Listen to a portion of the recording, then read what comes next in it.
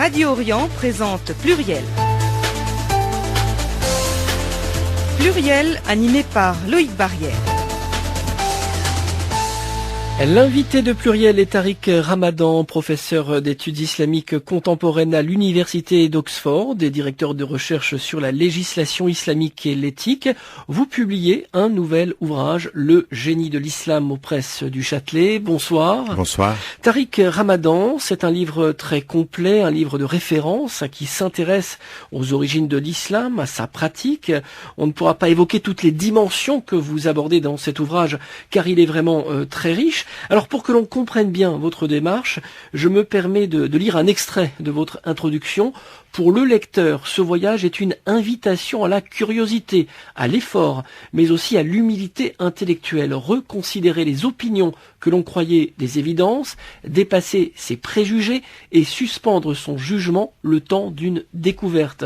Autant de dispositions requises au seuil de cet apprentissage, car elles permettront ensuite le débat de fond et la réflexion critique constructive dont nous avons tant besoin aujourd'hui. Alors, je sens, Tariq Ramadan, que c'est un ouvrage important pour vous aussi, un ouvrage utile dans ces temps troublés. On sent une volonté, plus encore qu'auparavant, de transmettre et d'éclairer. Oui, vous avez parfaitement raison. Je pense que ça fait 25 ans que je traite le sujet. J'ai traité le sujet sur les fondements pour repenser nos fondements islamiques, un travail de réforme intérieure sur la question du monde majoritairement musulman, sur la question de l'Occident. Et là, à un moment donné, vous vous dites non, il faut revenir aux fondamentaux, il faut faire un travail. Et c'est pas un livre qui est uniquement destiné au public d'autres confessions ou qui ne connaît pas l'islam. C'est aussi un livre qui est destiné aux musulmans en disant mais l'autocritique, même l'humilité intellectuelle quant à soi était particulièrement importante dans un travail qui est important pour moi. C'était très très très important. D'abord, il n'a pas été facile à écrire, c'est-à-dire être simple et difficile, c'est-à-dire simplifier quelque chose un univers complexe avec tellement de questions historiques, de questions religieuses, de questions théologico-légales, mais en même temps de questions politiques, de défis contemporains dans les sociétés majoritairement musulmanes comme en Occident. Donc c'est un livre qui compte pour moi parce que il se veut pédagogique. Il est finalement le miroir de mon espoir, c'est-à-dire autant je pense aujourd'hui qu'on doit pouvoir vivre ensemble, qu'on va y arriver, mais qu'il faut que l'on fasse un vrai travail de l'intérieur comme un vrai travail de communication. Ce qui est passionnant, Tariq Ramadan, dans ce livre, Le génie de l'islam, c'est que vous présentez des notions et des principes abondamment cités dans les médias, mais vous les exposez à chaque fois selon les différentes interprétations données par les musulmans au cours de l'histoire. Vous présentez aussi les contradictions, vous rendez compte de la complexité de cette religion, vous montrez qu'elle n'est pas fixée dans le temps, mais qu'elle est en évolution comme le reste de l'humanité. Est-ce que ça signifie que personne ne peut se prévaloir de détenir la vérité au sujet de l'islam? Exactement. Je pense que personne ne peut dire l'islam c'est ceci ou c'est cela, ou l'islam dit que ou dit ou ne dit pas. Tout ça, ce sont des formules simples, mais qu'elles sont des formules dangereuses. Aujourd'hui, il y a bien entendu un corps de principes. Je l'expose dans le livre, c'est-à-dire ce qu'on appelle le credo, en arabe al-aqida, et ce qui s'appelle les ibadat, c'est-à-dire les pratiques qui sont les mêmes chez les chiites, chez les sunnites, chez les ibadites. Tout ça, ce sont des choses qui sont réelles, mais aussi réel que cela, il y a toute l'évolution de la pensée historique, tous ces courants qui sont allés de la philosophie à la théologie, à la mystique, au travail juridique. Tout ça est aujourd'hui partie prenante de l'islam. Donc il n'y a pas l'islam dit. Il y a des musulmans, il y a des savants qui disent une pensée reconnue par une majorité, puis ensuite des interprétations qui ont toujours eu cours dans l'histoire. Ce credo que vous venez d'évoquer, il est fixé, il est intangible ? Alors il y a des choses dans le credo qui sont intangibles. On parle en général des 6 piliers de la foi, c'est-à-dire il y a une chose qui ne changera jamais pour les musulmans. Quand est-ce qu'un homme devient musulman? Quand il reconnaît l'unicité de Dieu et qu'il reconnaît qu'il y a eu des messagers dont le dernier est le prophète de l'islam. Et donc voilà, je veux dire, ça, ce sont des choses qui font partie du credo. On devient musulman quand on reconnaît ceci. Puis ensuite, il y a tout ce qui va concerner le monde de l'invisible, la reconnaissance, le sens de la mort, qu'il y ait une vie après la vie. Tout ceci, ce sont des éléments qui ne changent pas. Leurs interprétations historiques, les débats qu'il y a eu chez les philosophes et chez les théologiens philosophes, eh bien ils existent, mais ces piliers-là sont là. De la même façon que que les pratiques. Vous prenez aujourd'hui l'avion, ou vous prenez le train, vous traversez tous les continents, vous verrez qu'entre chiites, sunnites et toutes les différentes, parce que je parle de la diversité à l'intérieur de l'unité de l'islam, les courants de pensée, les courants, les écoles de pensée, les écoles juridiques, eh bien, la prière, elle est là, le jeûne, il est là, la zakat, l'impôt social purificateur, tout ça, ça ne va pas changer. Maintenant, ce sont des piliers de la pratique et du credo, mais ils ne disent pas encore l'expression sociale, l'expression culturelle, l'expression artistique et intellectuelle. Tariq Ramadan, est-ce que le regard que les Occidentaux, et en particulier les Français, ont sur l'islam aujourd'hui est encore influencé par le travail des orientalistes du 19e siècle et du début du 20e, des orientalistes qui, ne l'oublions pas, ont effectué ces travaux alors que la plupart des pays musulmans étaient colonisés? Oui, tout à fait. Je pense qu'on n'est pas encore sorti de cette perception-là. Alors il y a le travail des orientalistes, et puis il y a même le travail de certains penseurs musulmans qui étaient très occidentalisés à un moment donné et qui ont alimenté ceci. Il y a malheureusement extrêmement peu d'écoute de ce que disent les différents courants de l'intérieur des sociétés majoritairement musulmanes, c'est-à-dire des intellectuels autonomes, même des institutions. On est aujourd'hui beaucoup plus lié à ce que certains des nôtres ont dit sur les autres. Et donc c'est ça la pensée coloniale quand elle demeure, c'est-à-dire que c'est la médiation de la pensée des autres à travers nos interprétations et à travers notre terminologie. Et c'est aujourd'hui ceci qui est extrêmement intéressant, ce qui se passe en Occident. On va devoir y arriver, c'est-à-dire qu'aujourd'hui, vous avez l'émergence d'un discours islamique de l'intérieur des références musulmanes par des gens qui sont ici, qui sont plus des orientalistes. Ce sont des musulmanes et des musulmans qui se réapproprient la parole. On a toujours de la peine à les entendre. Ils ont 25 ans aujourd'hui, oui. Ils sont nés au moment où vous avez commencé à écrire? Bien sûr, ils ont 25 ans, et je dis qu'à un moment donné, on ne pourra pas continuer à être sourds à leurs propos, et ils ne se font pas être inaudibles pendant tant d'années. À un moment donné, il va falloir qu'on arrive à cette discussion-là. Mais on y vient. Moi, je suis beaucoup plus... Je le suis pas simplement comme une posture intellectuelle. Je suis très profondément optimiste sur l'avenir de notre vivre ensemble. Malgré tout ce qu'on voit aujourd'hui, le climat qu'il y a en Europe, le climat qu'il y a en France, la montée du populisme et tout ceci, je suis beaucoup plus optimiste que tous nos politiques. Je reviens à certaines définitions contenues dans ce livre. Déjà, le mot islam, il est mal compris aujourd'hui? Oui, il est mal compris parce que très très vite, on en est venu à dire ce que disaient d'ailleurs les orientalistes et qu'ont repris à leur compte un certain nombre d'intellectuels musulmans, c'est la soumission. Et donc quand vous entendez soumission en français, c'est pas du tout islam en arabe. La soumission, c'est un acte plutôt négatif, c'est perdre de son indépendance intellectuelle, de son autonomie pour se soumettre à une entité, une autorité autre. Mais c'est pas du tout ça. C'est pour ça que je prends deux choses en évidence. D'abord, il y a l'islam avant l'islam, c'est-à-dire que la reconnaissance du Dieu unique a précédé l'islam comme dernière religion, c'est-à-dire qu'Abraham, qu'on remonte dans toutes les... Je veux dire que Jésus, pour les musulmans, est un prophète musulman au sens qu'avant l'islam, il est dans la reconnaissance du Dieu unique. Et c'est vrai pour Moïse, et c'est vrai de la même façon pour toute cette tradition. Donc déjà, c'est un terme qui n'est pas la dernière religion. C'est un acte de foi, la reconnaissance d'une présence, de Dieu comme étant présence. Mais ensuite, cette présence, qu'est-ce qu'elle est? Elle est l'autorité qui nous interdit ou elle est la présence qui nous accompagne? Et si elle est la présence qui nous accompagne, elle est celle qui nous fait nourrir la culpabilité ou celle qui nous invite à la paix? C'est complètement différent. Islam, ça veut dire la paix, salam. C'est-à-dire qu'il est l'être présent qui m'accompagne dans cette quête de paix intérieure. Vous voyez la différence? Donc c'est pas du tout une religion qui va nourrir la culpabilité, c'est une religion qui appelle à la paix intérieure et à la paix entre les êtres humains. Autre mot très connoté, avec un long développement dans le génie de l'islam que vous publiez aux presses du Châtelet, c'est le mot charia. Oui, alors ça, encore une fois... Mais qui sont les premiers responsables de la distorsion? Là, pour le coup, c'est pas les orientalistes, les musulmans eux-mêmes. Et je l'explique, dans l'histoire de l'islam, la prééminence qui a été donnée au droit. Et la première des sciences était le droit, et c'est devenu la science première, c'est-à-dire la science mère de toutes les autres. Et là, il y a un problème. Le mysticisme a été évincé, la philosophie a été évincée, et donc on a de ce point de vue-là, tout à coup, le légal qui prend le dessus. Et la charia, qu'est-ce que c'est? Ce serait le droit, et ce sera la loi de Dieu. Ah non! Quand on revient à la source, le mot veut dire le chemin qui mène à la source d'eau vive qui vous permet de survivre dans un espace désertique. C'est complètement différent, c'est-à-dire c'est la voie.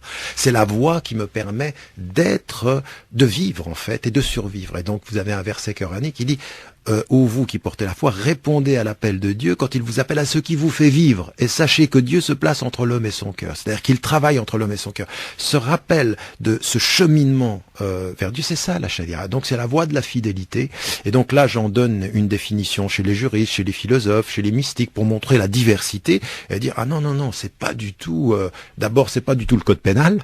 Le code pénal, c'est un élément totalement infime dans toute la compréhension, et c'est un chemin qui est ce chemin justement qui, au gré de djihad, c'est-à-dire de lutte intérieure, va permettre la paix. C'est un chemin vers la paix, en fait, la charia, et ça commence par la dignité, la justice et la liberté. Alors justement, vous évoquez ce terme djihad. Dans le livre, vous montrez que c'est un terme qui peut s'appliquer à la guerre, mais c'est une des dimensions parmi tant d'autres. Tout à fait.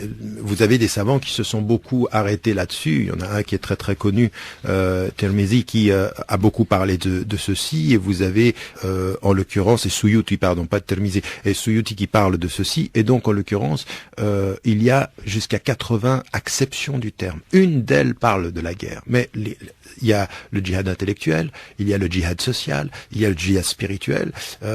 Lutter contre la pauvreté, c'est un djihad. Lutter pour l'éducation, c'est un djihad. J'ai vu qu'il y avait même un djihad pour la santé, pour la bonne santé. Bien sûr, parce que votre corps vous appartient pas dans la tradition musulmane. Vous êtes le gardien de votre corps, donc vous devez le protéger de la maladie, et donc vous avez un djihad de la bonne santé, un djihad de l'hygiène. Vous avez un djihad de l'environnement, pour l'environnement. Donc vous avez contre des choses qui sont qui nous poussent vers ce qui est négatif, et pour l'éducation, des choses qui sont... mais encore une fois, ça, ce sont des choses qu'on trouve dans les autres traditions. Quand, par exemple, l'abbé Pierre lance la guerre contre la pauvreté, c'est un djihad. C'est sa formule.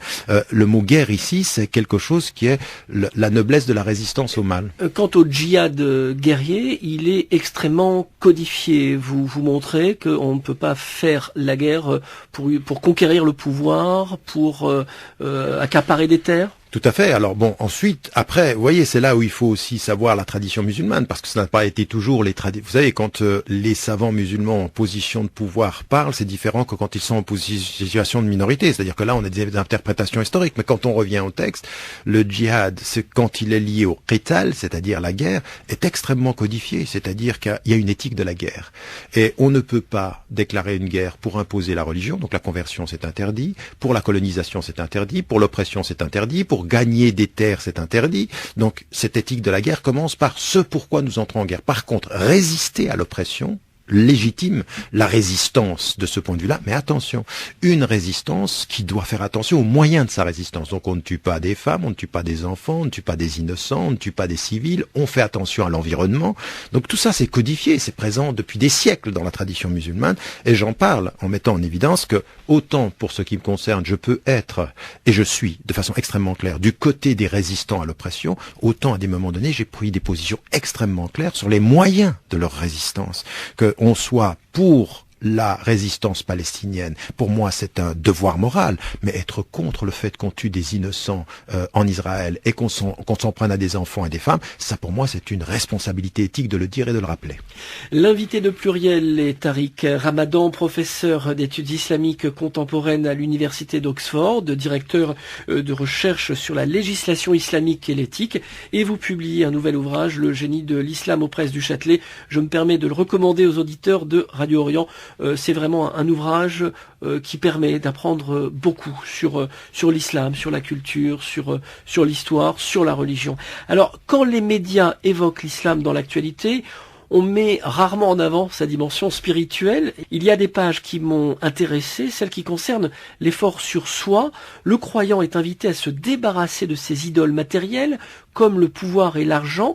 L'islam est donc une invitation à mettre son ego et ses passions de côté. Est-ce que vous pouvez développer cette dimension qu'on aborde assez peu et qui me fait penser un peu au bouddhisme ? Oui, vous avez raison. Je pense que les spiritualités, l'hindouisme et le bouddhisme, et d'un autre côté même dans la mystique juive et chrétienne, et même dans les enseignements traditionnels, vous trouvez ceci, et dans toute la dimension de l'islam, ce qui est le plus important, à partir du moment où on reconnaît la présence du divin, on revient à soi, et toute la démarche toute la démarche du fait religieux. En l'occurrence, il n'y a pas vraiment de séparation entre le religieux et le spirituel. Il faut comprendre le religieux à partir du spirituel. C'est-à-dire que la prière, que le jeûne sont des moyens de vivre ce voyage spirituel. Et ce voyage spirituel, d'abord, c'est un travail de soi à soi, c'est-à-dire la libération de l'ego. C'est-à-dire que dire Dieu, c'est-à-dire se libérer de soi, au sens où le soi pourrait devenir dogmatique ou arrogant, le jeu de l'arrogance. Il faut se libérer de ce jeu de l'arrogance et puis de ce jeu qui peut être attiré par tout ce qui est le pouvoir, l'argent, l'exploitation d'autrui. Donc ce travail est un travail d'éducation personnelle, un travail d'éducation intime. La visibilité de la foi, c'est ce travail sur soi, c'est ce travail de maîtrise, cette humilité intellectuelle dont on parlait au début, cette humilité, cette pudeur. Vous savez, on parle beaucoup dans l'islam de la pudeur physique, mais ça commence pas par la pudeur physique. La pudeur physique, c'est une expression qui doit être précédée de la pudeur intellectuelle, de la pudeur même sentimentale, de la pudeur de soi, quant à soi et vis-à-vis de soi et vis-à-vis d'autrui. Cette pudeur-là, elle est essentielle. Et malheureusement, aujourd'hui, quand on parle de l'islam, toute cette démarche-là, elle est totalement occultée. Ou alors on dit c'est l'autre islam, l'islam des mystiques. Mais non, c'est le cœur de l'islam, c'est le début de tout. Et c'est cette invitation à servir l'humanité qu'on entend. Le meilleur d'entre vous est celui qui est le plus utile à l'humanité. Qu'est-ce que c'est l'utilité à l'humanité? Comment je vais devenir utile à l'humanité? Comment je vais servir l'humanité? Déjà par me maîtriser, par maîtriser tout ce qui est ces mauvais penchants qui peuvent m'habiter. Mais comme je vous l'ai dit tout à l'heure, non pas en entretenant la culpabilité, mais en développant la responsabilité. C'est-à-dire on passe de l'innocence de l'enfant à la responsabilité de l'adulte. Et ce que je dois faire en tant que responsable, c'est ne jamais jouer à l'enfant. C'est de rester mature, de connaître mes faiblesses, de connaître mes qualités et avec mes qualités de pouvoir gérer mes faiblesses. Ce cheminement spirituel est d'abord profondément un voyage profondément personnel, individuel, et qui appelle les êtres humains à comprendre que la présence de Dieu dans sa vie, ça n'est pas la présence du policier sur la route, c'est la présence du compagnon sur le chemin, sur la voie dont nous parlions tout à l'heure. Vous expliquez la signification du Ramadan, c'est un effort sur soi également, mais vous regrettez dans le livre que le respect du jeûne donne lieu aujourd'hui à certaines dérives commerciales notamment. Tout à fait. Encore une fois, les premiers responsables, ce sont les musulmans eux-mêmes. C'est pour ça que le livre est aussi un appel à la conscience musulmane. Dire que l'islam est une belle religion, c'est une chose. Savoir dire aussi que les musulmans sont parfois en contradiction avec la beauté du message est aussi une réalité et une vérité qu'il faut dire. Et l'une des expressions, c'est qu'un mois de sa vie, c'est pas rien, un mois par année de sa vie. C'est 1/12 de sa vie, on le passe dès qu'on est adulte au jeûne. Et le jeûne, c'est, vous savez, qu'est-ce qui est humain en l'humain? C'est le fait de manger et boire, c'est notre réalité d'homme. Le fait de se protéger, de cesser de boire et de manger, c'est de vouloir alimenter, nourrir, faire naître en soi la caractéristique spirituelle et divine. Et c'est vrai que quand on jeûne, on a un autre rapport au temps et on a un autre rapport à ce qui est naturel et maîtrisé. On est en rupture avec le naturel pour passer au spirituel, pour faire un saut spirituel. Et à ce moment-là, qu'est-ce que ça veut dire? Ça veut dire qu'il faut se maîtriser dans la nourriture, il faut se maîtriser. C'est pas simplement de se maîtriser jusqu'à ce que vienne le moment de la rupture du jeûne et ensuite on mange 2 fois plus. Le problème que nous avons aujourd'hui, toutes les spiritualités le vivent. C'est-à-dire la transformation d'un acte profondément spirituel en un acte consumériste. C'est-à-dire Noël, qui devient une fête de famille où l'on achète des cadeaux. Le Ramadan, ça devient une fête de famille où l'on achète à manger. Alors que tout le message est le contraire. Et moi j'appelle les musulmanes et les musulmans, mangez moins pendant le Ramadan. On a des statistiques aujourd'hui, des pays entiers prouvent aujourd'hui qu'ils mangent plus pendant le Ramadan que pendant les autres mois de l'année. On est vraiment dans la contradiction absolue. Et tout ce travail spirituel est très très important. Vous voyez, notre discussion sur le spirituel, elle est très très importante pour qu'on en vienne au fait de la pratique religieuse et qu'on redonne son esprit au mois du Ramadan. Le jeûne, c'est une élévation spirituelle, c'est pas une structuration du temps seulement. À vous lire, on comprend que pour être musulman, il ne suffit pas de lire le Coran. Bien sûr, il suffit pas de lire le Coran. Et même le Coran, c'est pas un texte facile à lire. Donc, il y a 2 lectures du Coran. Il y a la lecture spirituelle. Quand on le lit, on peut être emporté parce qu'il y a la beauté du texte, il y a la beauté des images, il y a vous savez, le Coran est empli d'histoire. Et une histoire a cette capacité de faire vivre en nous l'enfant. nous sommes des enfants, chacun d'entre nous, adultes ou pas, et quand une histoire nous parle, dans le Coran, elle parle à des images, elle parle et donc elle réveille en nous des choses. Donc le Coran c'est ceci, donc là il y a une lecture, puis ensuite il y a une autre lecture qui est légale, qui est celle du cadre légal. Et là celle-ci elle est plus difficile parce que le Coran n'est pas un texte chronologique, qui ne répond pas à la chronologie. Et entre ces deux lectures-là, ça suffit pas. C'est le dialogue que l'on a avec le texte coranique, c'est un dialogue qu'on a avec Dieu, et qu'à partir d'un certain moment, la lecture du Coran, elle doit être aussi le miroir de notre lecture de la vie. Autant le Coran peut parfois être simple dans son message spirituel, autant la vie elle est compliquée. Et donc pour être un bon musulman, il faut savoir traduire ces enseignements-là étape après étape, et puis savoir s'éduquer à la lumière du message. Quand certains non-musulmans, je pense par exemple au philosophe Michel Onfray, prennent le Coran et puis citent des versets hors contexte pour montrer finalement que la guerre et le terrorisme est peut-être inscrit dans le Coran, qu'est-ce que vous dites ? Mais je dis que c'est malheureux parce que autant on peut voir des philosophes comme Michel Onfray avoir une pensée complexe quand il s'agit de philosophie, autant quand il s'agit de religion, vous êtes sidéré par le simplisme. On prend un texte, et puis je l'ai vu une fois discuter avec un ancien Premier ministre, Juppé lui dit « Vous avez lu le Coran ?» Il lui dit non, il dit « Ah ben, vous ne comprenez rien à l'islam », comme s'il suffisait d'avoir lu le Coran pour comprendre l'islam, et comme si on pouvait prendre des versets et hors contexte, sans comprendre l'évolution du texte coranique même, puisqu'il a été révélé sur 23 années, on en tire des conclusions. Ce qu'il fait est aussi dangereux que ce que nous disons quand nous avons des gens de Daesh ou des gens qui sont des extrémistes violents qui prennent un verset et qui disent il fait exactement la même chose. Non, on ne peut pas simplifier cette religion en prenant des versets hors contexte et en disant qu'en ayant lu le Coran, on a tout compris. Tariq Ramadan, est-ce que les savants musulmans d'aujourd'hui doivent questionner la validité des hadiths ? Ce travail a été fait dans le passé, est-ce qu'il doit être réactualisé ? Il doit être poursuivi et approfondi. Et moi, j'ai une position extrêmement claire. Autant pour moi, le Coran est une parole révélée de Dieu, autant tout ce qui est dans le hadith, c'est-à-dire les traditions prophétiques, qui sont ce qu'a dit, fait ou approuvé le prophète, tout ce qui est de construction humaine ou de l'élaboration d'un système de vérification humaine doit être questionné. Alors on a par exemple deux références qui sont connues, on appelle le Bukhari ou Muslim, ça chez les sunnites, on a aussi 4 références chez les chiites, et donc c'est comme s'il y avait une infaillibilité sur les méthodologies d'authentification. Je dis mais non, un être humain c'est un être humain, et le Bukhari, je respecte tous les critères qu'il a mis d'authentification, mais je veux qu'on aille plus loin, je veux qu'on continue le travail pour que la vérification elle ne se fasse pas simplement sur la chaîne de transmission des gens, mais aussi sur ce qu'on appelle le matn, c'est-à-dire le discours lui-même, ce qui a été dit. Et je pense qu'aujourd'hui, il faut que nous allions plus loin, que nous continuions ce travail.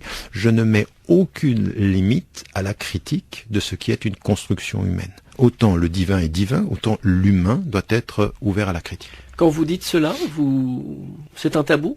Ça bouscule beaucoup de personnes, et il y en a certains qui pensent que je vais trop loin.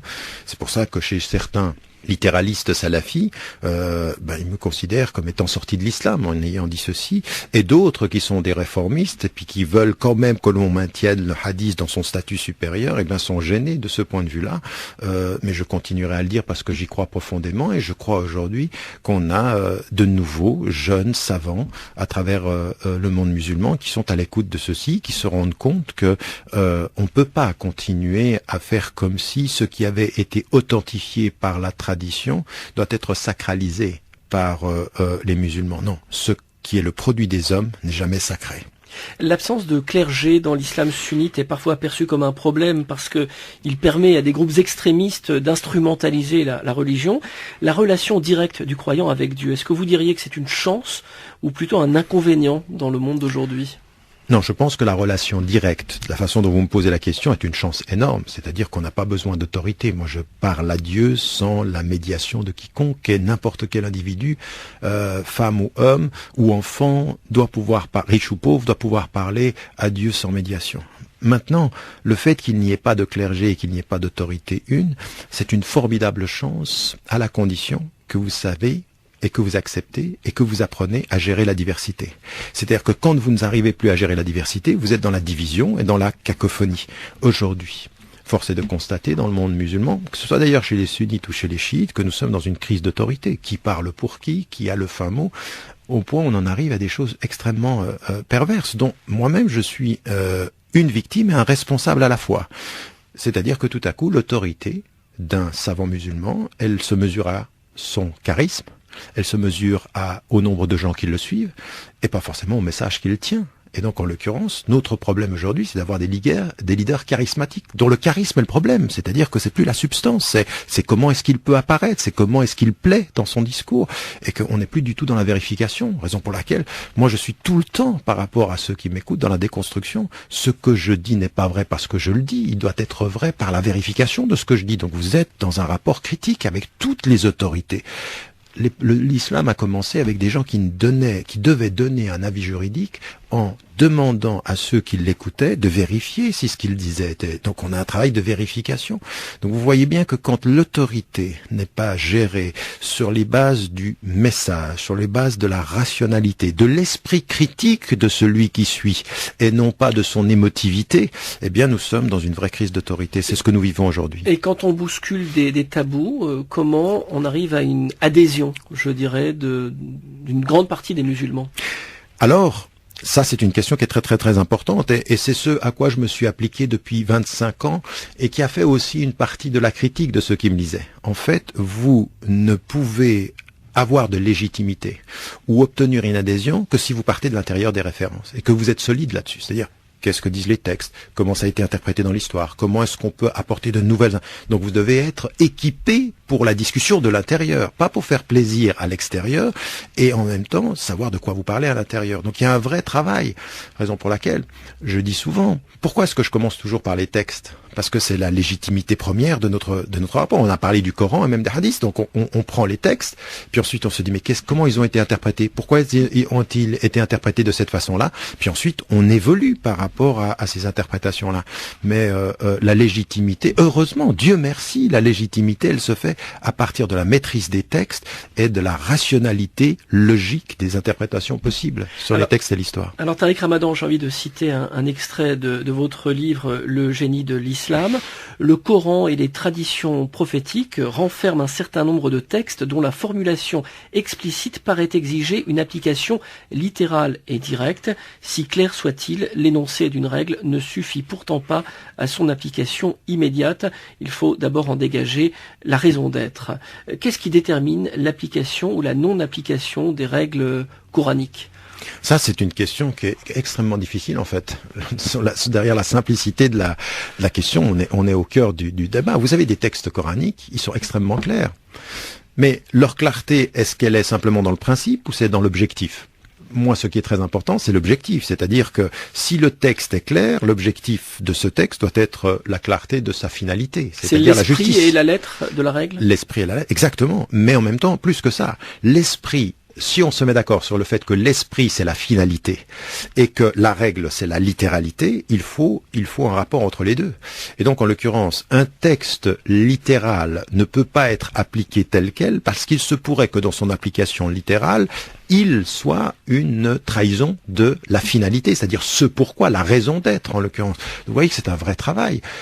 Quand par exemple il y a la suspension de la peine du voleur, quelques années après la mort du prophète de l'islam par l'un de ses califes, c'est-à-dire de ses successeurs, Omar, on est à quelques années et il dit on peut plus appliquer cette lettre-là parce que la littéralité de l'application. Le fait de couper la main des voleurs. Voilà, il dit on peut plus. Pourquoi? Parce qu'on est dans une situation de famine. Donc on va, en appliquant littéralement le texte, on trahit la finalité qui était la justice et la reconnaissance. Donc on s'arrête. Donc moi c'est ce que je dis aujourd'hui, le monde est devenu complexe, on peut pas venir citer un verset du Coran, dire il est clair, oui le texte est clair, mais la réalité ne l'est pas. Et donc il faut faire ce double travail d'aller-retour. On va prendre un exemple précis. Dans ce livre, vous abordez notamment la question du foulard. Vous expliquez, vous l'avez dit tout à l'heure, que la pudeur en islam ne s'arrête pas seulement aux vêtements, qu'il y a une dimension morale et spirituelle. Précisément sur le foulard, que disent les textes? Vous écrivez que ça n'est pas une obligation prioritaire. Qu'est-ce que ça veut dire? Alors, c'est une obligation, au sens c'est une prescription. Mais ce qu'on a en islam, c'est qu'on a des degrés d'obligation. Et donc, en l'occurrence, l'obligation première, quand on entre dans l'islam, c'est la reconnaissance de Dieu. Et celle qui vient tout de suite après en matière pratique, qu'est-ce que c'est? C'est la prière. C'est-à-dire, c'est ceux qui disent Dieu, puis ensuite ils prient, donc la prière. Puis vous avez ensuite des catégories d'obligations. D'accord? Et donc, des catégories d'interdits aussi. Comme dans les traditions chrétiennes ou juives, vous avez ce qu'on appelle les péchés majeurs et les péchés mineurs, les véniels, etc. Dans la tradition musulmane, vous avez la même chose. Et donc, le foulard est une prescription de l'islam. Personne, en lisant le Coran, ne peut dire que le khimar, la référence, elle n'est pas explicite. Maintenant, le problème, c'est que quand vous devenez formaliste, vous prenez l'obligation, la prescription secondaire, comme l'essentiel. Pourquoi? Parce que vous êtes dans une situation de conflit, par exemple, sous la colonisation, parce qu'on vous impose de l'enlever, donc vous allez imposer de le mettre, que vous allez dans un contexte français où on a stigmatisé, on dit « Ah, ben ça devient la priorité ». Non, non, non. D'abord, c'est la foi, ensuite c'est le cheminement spirituel, c'est sa pratique. Avant de mettre le foulard en pensant qu'on a accompli l'islam, l'acte de bien, la générosité, le service à l'humanité, et puis avec la prière et avec tout ce dont on a parlé, ben ça, ce sont des éléments qui sont très importants. Raison pour laquelle il faut toujours, dans l'ordre de la référence spirituelle, garder de l'intérieur la hiérarchie qui est la nôtre, pas celle qui nous est imposée, soit par l'extérieur, soit par des réponses à la pression extérieure. Et c'est ce que je dis en France. Autant c'est une prescription dont je pense personne ne doit dire à une musulmane qu'elle peut ou ne peut pas le mettre, ça doit être un choix libre, c'est un acte de foi, autant il ne faut pas que le contexte européen ou autre fasse de cette prescription secondaire l'essentiel de l'islam en disant c'est ça qui va déterminer qu'on se naît ou pas dans l'islam. On peut être une musulmane sans le porter, le foulard, et on peut, en l'occurrence, faire son cheminement spirituel. C'est à chacune de déterminer pour cette question-là, son choix et son rythme. Un autre éclairage utile sur l'apostasie. Vous rappelez que très tôt, des savants ont refusé la peine de mort contre les apostats. Oui, alors ça aussi, nul ne peut nier le fait que dans la tradition musulmane majoritaire, l'apostasie était condamnée à mort. Ça, on ne peut pas aller à l'encontre de cette interprétation qui s'est installée majoritairement. Mais il y a eu des voix très tôt, au 8e siècle, Sofiane es-Saouri, comme d'autres, on dit non, ça n'est pas ça. Ça n'était pas, c'est pas comme ça qu'il faut comprendre les textes. D'abord, parce que le prophète lui-même n'a jamais appliqué la peine de l'apostasie à des gens qui ont quitté la religion, et deux, c'était lié à un contexte historique tout à fait particulier où des femmes et des hommes, en particulier des hommes, se convertissent à l'islam, prennent des informations de la communauté musulmane et vont les donner à l'adversaire. En fait, ce sont des traîtres de guerre.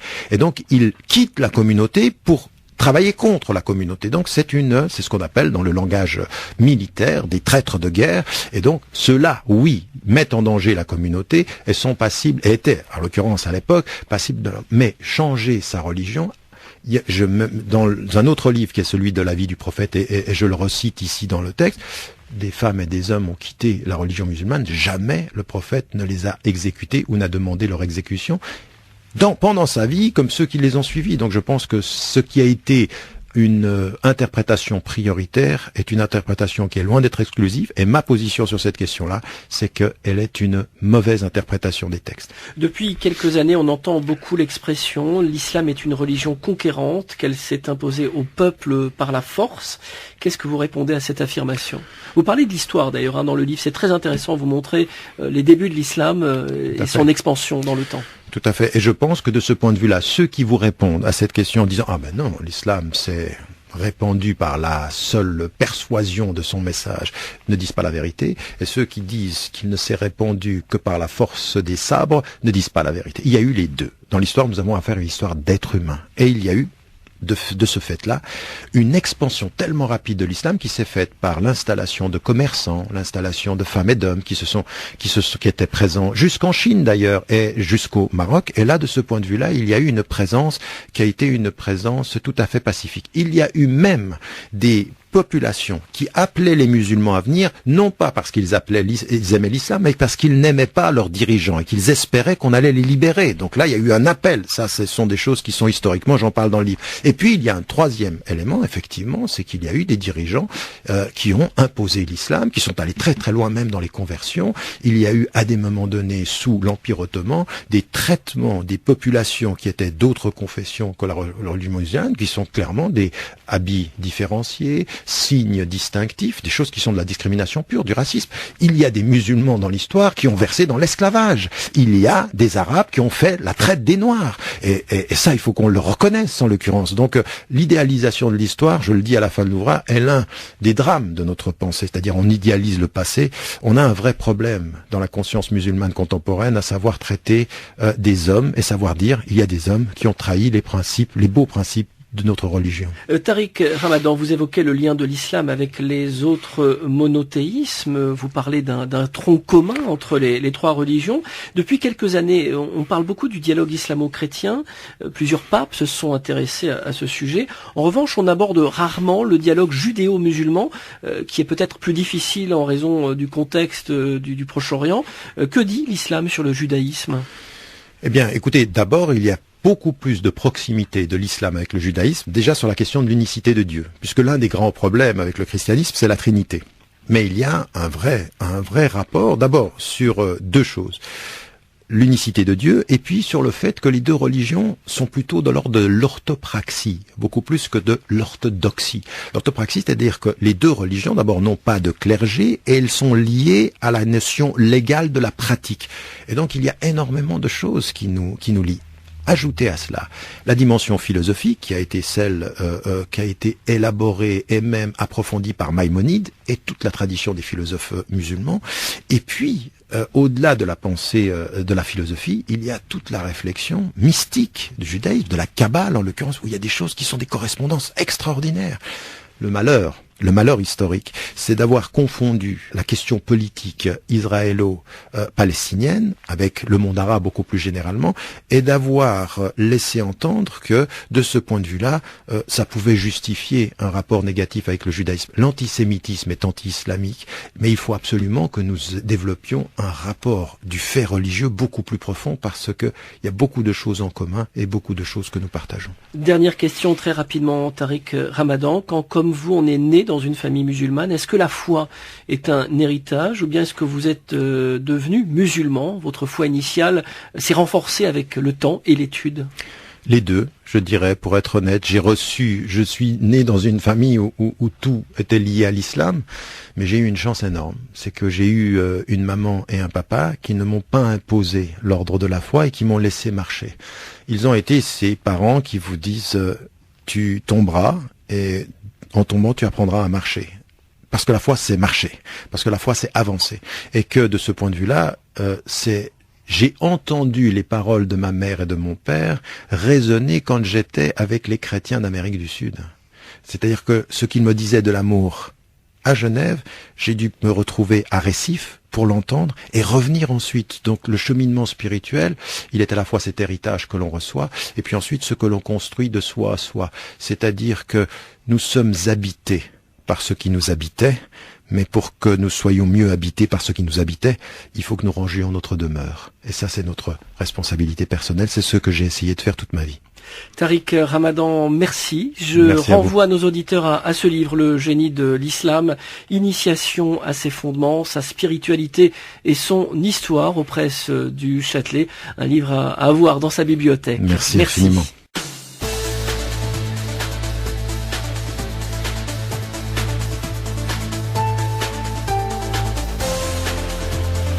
C'était Pluriel, une émission hebdomadaire présentée par Loïc Barrière.